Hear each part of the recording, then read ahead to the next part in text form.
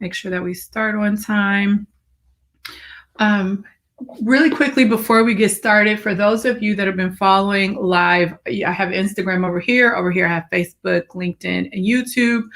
If you want additional resources to help you with these concepts that I'm speaking about, and specifically if you don't have the Atomic Habits book, you do not need the book, but I was able to find an ebook from this author, James Clear, to give you that additional support, as well as also putting in some other additional videos and playlists and resources that I think is going to be optimal to help you reset so that you can make the second half of the year better than the first half of the year. If you want to get in on that, you can either DM me and I'll send you the link to join in, or send you the link for those additional resources. Or if it's easier for you, you can text me. You can text the word mastery to 833-231-4407 if you want more additional free resources around this topic that I created for you. Hey, Untethered, I know who you are. I don't want to say your name if that's... Oh, did you want to come in the video? For real? Because I'll let you in. And then Robert, how are you? Let's see. I never had anybody request. I'm going to push this for just a second before we get started. Yeah, let me know for sure if you wanted to come in live. If you want to come in live, if you do have something to say, I am more than open and ready for to share the platform. So today, I love what we're going to be talking about today, because for the past few chapters in this book, Atomic Habits, that we've been going over, what the author has been primarily doing is giving us the background on what it is that we need to do and what it is that we need to know so that we can understand that this time does not have to be like the last times that we've said that we were going to do something for ourselves and then we ended up giving up on ourselves. It shows us the science as well as that spiritual, non-tangible piece behind how you can create change and make them lasting changes. Well, now we're actually going to get into some tangible things that you can start to actually do and implement in order to create these habits in your life. Because remember, as you are identity shifting, there are going to be habits, hey, Yolanda, that you will use to identify with your character, with your best self, hey, Raven, in order to move into this new life that you want to create for yourself. And then as you do these things, you want tools that are going to be able to support you in doing so. So this is going to be a fairly straightforward chapter, and it's called The Man Who Didn't Look Right. But all it is saying that one of the greatest challenges in changing your habits is maintaining an area of awareness about what it is that you're actually doing. A lot of times when clients come to me, they come to me because they think that they're doing everything in their power in order to change their life. But when you actually do an audit of the things that you do on a day-to-day basis and the things that you spend your time on, remember, a lot of things that we do are very automatic, and we do the same things today that we did yesterday and the day before, and we wonder why we're not getting the changes. So when you start to really examine this, it will help you open your eyes around, okay, what can I keep in my life and what needs to change? And it'll help you to gain some clarity and some sense of direction, because I feel like in order for you to move forward, you have to understand where you are right now. All right, so one of the things that he says that you should implement in your life in order to start to see if you are on track and start to really make that shift from not being on track to being on track is called creating a habits scorecard. And a habit scorecard is a simple exercise you can use to become more aware of your behavior. For those of you that have studied budgeting, this is going to sound eerily familiar to the process that people that tell you to make budget spend. So the first thing that you're going to have to do in this process is you're going to have to make a list of everything that you do on a day-to-day basis. And he gave an example of what we would do, right? Wake up, turn off the alarm, check the phone, go to the bathroom. Some people weigh themselves, brush teeth, get some coffee or tea or whatever. Go from every little step that you do on a day-to-day basis. Just do this for 24 hours and write down everything that you do. And then, you stop at the end of the day. The next day, what you can do is look at this list and look at each behavior that you've written down. And number one, you're going to ask yourself if it's a good habit or if it's a bad habit, or if it's a neutral habit. So look down a list of everything that you've written down and you want to score. Is it good? Is it bad? Is it neutral? Because waking up, that's probably going to be neutral, right? Brushing your teeth is positive. Flossing is positive. Deodorant is positive. Tea is positive. Checking your phone right when you wake up, probably not the best thing to do. So go through that list and see what you have. And he also said that depending on your goals and where you're trying to go in life is going to determine if something is positive or negative. Because for somebody that's trying to lose weight, maybe having coffee with a whole bunch of sugar in it is not the most productive or positive thing to do or effective thing to do toward that goal. But maybe if you got up and you had just a cup of tea with a little pinch of honey in it, that's going to be more positive for you. So you have to score it not only on if you think it's positive, negative, or neutral, but also in relation to what it is that you are trying to accomplish in your life. If you are trying to get healthy, and then one of the things that you notice is that the first thing you do or all that you do in a day is not even geared toward healthy, for somebody that is always on the go and needs to sit down and unwind, that could be a positive activity. But for someone that is trying to get healthy and lose weight, then them sitting on the couch is going to be more of a negative habit. So score it according to what it is that you are trying to accomplish. Remember, is your habit effective at moving you toward your goal? So that's what you need to do. Generally speaking, you're going to be able to see right away if you are on point toward what it is that you want to be, right? Because if you look at this list and you have more negatives than positive, it doesn't matter how much you think that you're doing. Your habits are showing you that you are not on track. You got a whole bunch of negative stuff going on. And if you find that you have a lot of positive things going on, but maybe there are some things on the list that are negative and you can tweak them, maybe what this is going to immediately show you is there's some areas of your life where you can make some positive tweaks in order to start to get more on track. And if you just have a whole bunch of neutral stuff on your list, then that can tell you something too. Because if you are someone that is saying that you want to live a purposeful life and you want to create great things in your life and you want to accomplish all these goals and have all these abundance, and all the things that you do are neutral, like you wake up, you turn off your alarm, you get dressed, you take a shower, you go to work, and you don't have anything in there that's supporting the things that it is that you want to do, you may not be doing anything bad. But are you doing anything good? Are you doing anything to make your life better? So this scorecard is powerful for this. He said, if you're still having trouble after you look at your list determining how to rate a particular habit, there's a question that he likes to ask. And the question is, does this behavior help me become the type of person I wish to be? Does this habit cast a vote for or against my desired identity? Because you all, is simple. It's not easy because our mind gets in the way. And that's why a lot of people end up having to get the work and the help of a coach. It's a simple process. Every day you're going to have a decision. Do I lay in bed longer or do I get up and work out? Do I have sugary coffee or do I have my coffee black? Do I go to a job and have a bad attitude about it? Or do I go to my job and I have the best attitude that I can have in this moment in time? Every time you do something, these little micro decisions that you are making are casting a vote for or against your desired identity. So you have to understand that. So then I'm going to bring you back to week 1. So another thing you can even think about is, so you know what the person, or you have an idea of what the person that has what you want to have may act like. You don't know this person maybe, but you have an idea, right?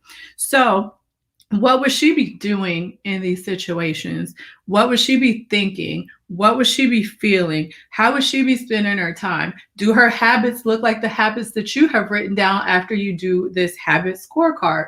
These are things that are going to help you reveal how close or how far away you are from hitting the mark.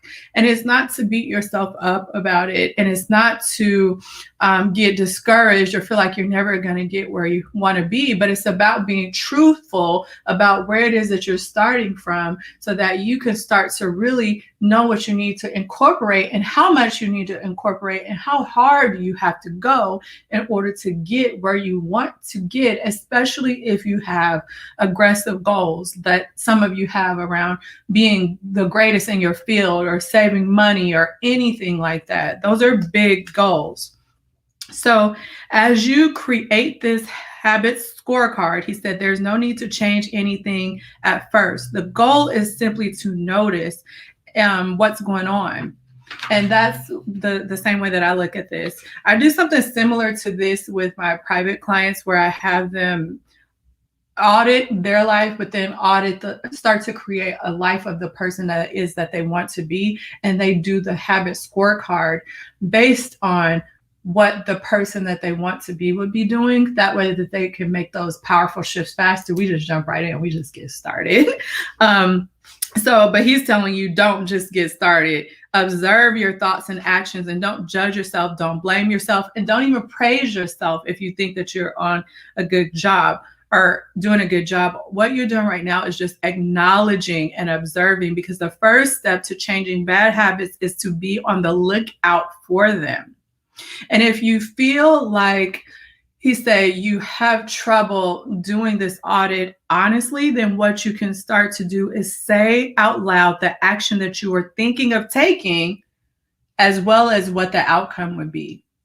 And that'll help you to notice if you're about to move in alignment toward something that you want to accomplish versus not want to accomplish. Maybe you lie to yourself, oh, I'm just going to have this cookie here or there. This kind of the example he uses, or I'm just going to have a little bit of junk food, or I'm just going to, I know what I need to do, but I'm not going to do it. I'm going to sit on the couch and I'm going to watch TV or something like that. And he's saying, if you said it out loud, I'm about to eat this junk food. I know I don't need it, and I know it's going to hurt my health. That will get you to be more aware that you're not just taking these small actions that you think don't matter. You are actually starting to have an awareness of not only how you spend your day, but also the consequences of those micro choices that you are making throughout the day. So that is all really for this chapter. Again, it's all about pointing and calling and the habit scorecard. So I just would like to end on a question, or if you got any comments, concerns, any coaching, any help with this, then leave a comment in the box and we'll go through those here in the rest of the time that we have available. And also let me know, is this something that you've tried to implement in your life? Is this something that you are aware of? Do you keep a scorecard? I keep a scorecard of everything that I said that I'm going to do to meet my goal. And when I do what I'm supposed to do, I mark it off. For like my clients, I give them like a fun, colorful ways to do it in their own lives. But it's about being consistent, and it's about being honest.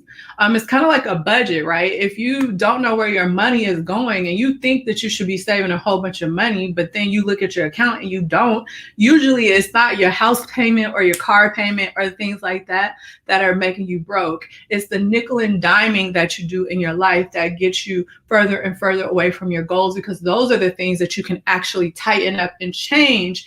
But until you have an awareness and stop living your life on autopilot and being reactionary about life instead of creating the life that you want, it's going to be hard for you to see that picture. Let's see. Oh, Ashley was saying she's having a blast. She's in Disney right now. Robert, can you elaborate more? What fearful of moving forward? I want to understand that a little bit better because I have been writing down some of the things that you all have mentioned that you struggle with, because I do want to take some time and do a pause, somewhere where it feels like we can do that pause and talk about some of these things that are holding us back before we continue to move forward. I don't want you to not get some relief around the things that you are struggling with when you're trying to change. So when you say fearful of moving forward, what does that mean? Because in my mind and the way that I've done the work on myself, I would feel like if you were living a mediocre life, if you were discouraged about the position that you were in life, if you knew that you were meant for more and you were unhappy, and you weren't happy with the person that you looked at when you looked in the mirror, then to me, that would create more fear, more pain, more anxiety, more discouragement instead of moving forward. Because now, if you're neutral, if you're happy on neutral, then that's a whole nother story. But if you're not happy and you know that you could be living up to your full potential, and you know that you could be doing better, and you know that you could be better, tell me what would be fearful about taking a step forward versus sitting in a space that is painful and that is less than what you could accomplish, and that has you wasting moments of your life to not be able to move ahead and have what you want. Because I think that when people say fear of moving forward, I think there's something else there, and I'm trying to get to that so I can help a little bit more. Ashley said this was very helpful. I've been becoming more aware of my actions and habits. And I love that. Awareness is the first step. What I do like too about the scorecard is I believe that as we start to move forward in this book, we're not going to be just doing the awareness and noting stuff and taking all these notes, because we all are a wealth of information on this subject. A lot of this, this book puts it in a phenomenal way, but some of the things that we need to be doing, we know we need to do it. So I hope that what it will inspire you to do by the time we get through the book is to actually start to take action, take different action, and start to shift into the person that it is that is experiencing what you want to be and being that person right now. Oh, Robert said, when a person stays in neutral.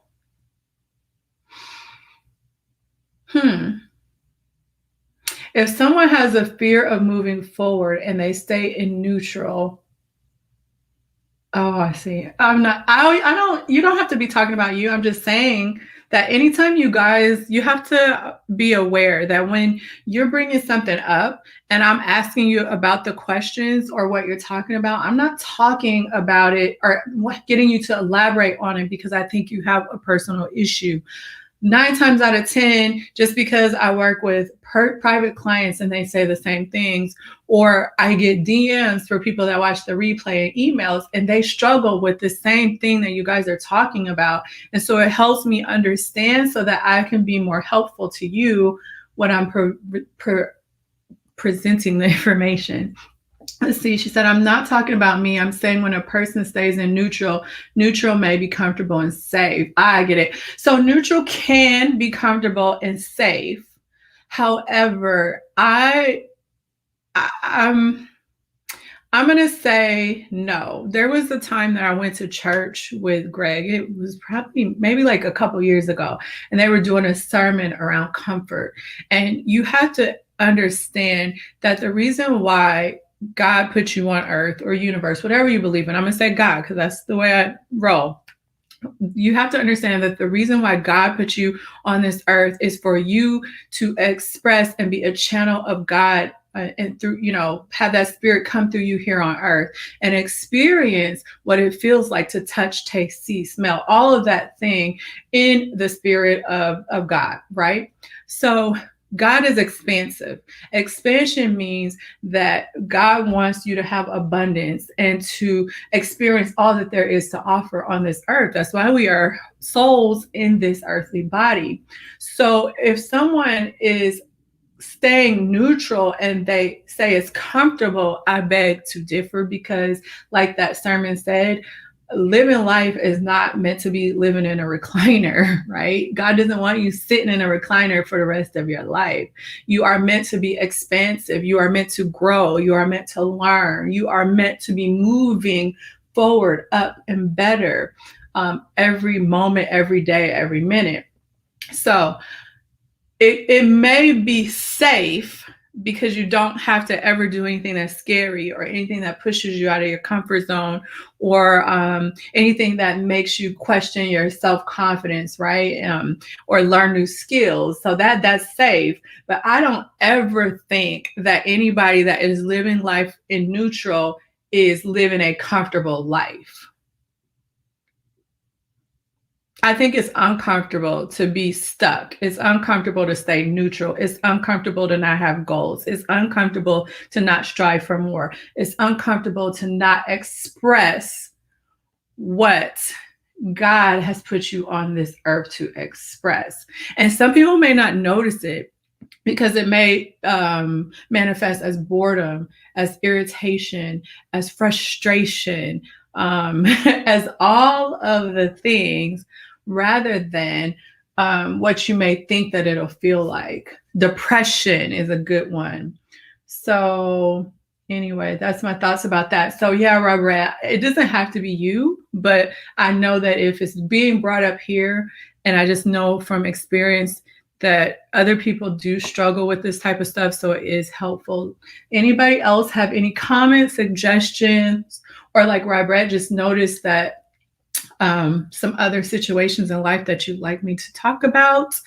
While you guys are typing in the comment box, I'll get ready to close it up. Remember, if this is impactful to you and maybe you don't have the book Atomic Habits and you just want some additional resources that can help support you through the information that we're talking about, you can either DM me or you can text the word mastery to 833-231-4407 so that you can get a bundle of additional free resources that I created for you.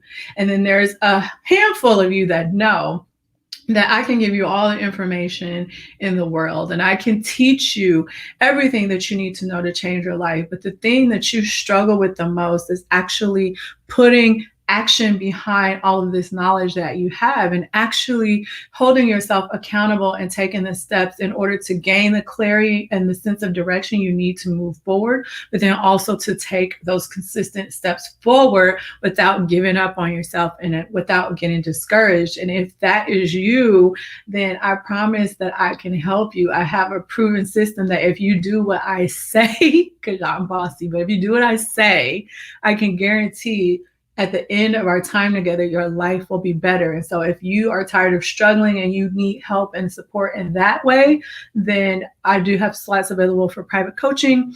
You can go into the link in my bio or go to yashikasintuition.com/coaching intake. Not a sales call. I do not do that. I just want to know, is it a good fit for us to work together? And if it is a good fit, then we can discuss more about getting into private coaching. That way I can help you, support you through your individual nuances and issues, and we can get you on track. Yeah, I'm bossy.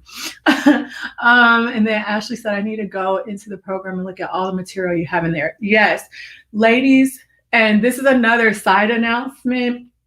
The Personal Mastery membership will be going up in price starting in August. It'll almost double in price. So those of you that are in there, you need to take advantage of what's in there, because some of the things that I'm talking about are in the program if you want to try to do this with some self-coaching. For instance, the habit tracker was created when we went through that self-love module, so it's in there. There's also a module in the beginning of the membership, one of the first modules around personal mastery, that has you to start to even track like your emotional state as well. Because what you ladies in the membership will learn as we start to go through that manifestation modules from now until September is that you have to have two things in alignment in order to move forward. You have to have your thoughts and your feelings going in the same direction. And so you have to be able to audit those two things to move forward. That's more advanced. That's for ladies in a membership. But for right now,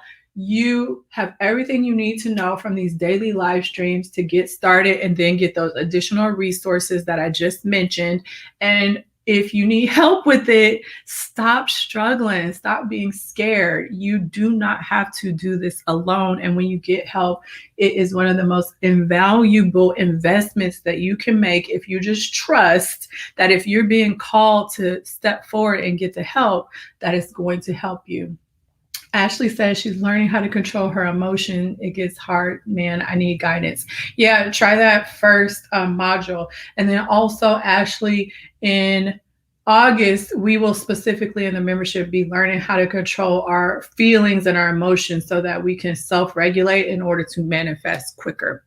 All right. Any other questions or concerns? But Ashley, you need to learn and understand the other stuff because the feelings are only the second part of the equation. We have to learn how to shift our beliefs and our thoughts through this process because shifting your identity will help you change paradigms, will help you to become a better person, which in turn will help you then align with these feelings and emotions that are going to be better for you as you move forward. You have to understand. If you don't understand, study it, because it's not going to make sense. You're going to skip integral steps that you need to understand in order for you to have a better life, mind, body, soul, abundance, money, relationships, all of it. If you want to understand it, you have to at least do this work and get this nailed down before we move forward.